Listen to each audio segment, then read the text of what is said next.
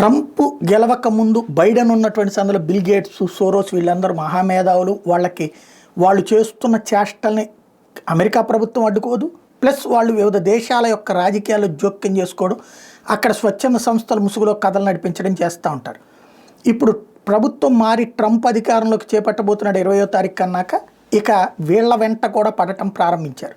అందులో Elon Musk తోడుండేటప్పటికి మరింత విషయాలు బయటకు వస్తున్నాయి. మొన్ననే స్వీడన్ వాళ్ళు $319 బిలియన్ బీబీసీతో సహా మీడియాకే డొనేట్ చేశాడు ఇతను గేట్స్ ఫౌండేషన్ తరపున. అంటే ఏ రేంజ్లోనూ అర్థం చేసుకోవచ్చు. అంటే ఇంకో పక్కన గేట్స్కి సంబంధించినటువంటి ఆర్గనైజేషన్ ఎలా నడిపిస్తారు, బిల్ గేట్స్ వాళ్ళకి సంబంధించినటువంటి విధానం ఎలా ఉంటుంది, ఏది ప్రభుత్వాలను ఇన్ఫ్లుయెన్స్ చేయడానికి అన్నటువంటిది విత్ డేటాతో సహా బయట పెడుతూ ఓపెన్గా చర్చకి తీసుకొస్తున్నటువంటి పరిస్థితి. ఇప్పుడు క్రమంగా 1 by 1 గేట్స్ ఫౌండేషన్ వ్యవహారాల్ని బయట పెట్టేటటువంటి కథలు నడుస్తూ ఉన్నాయి.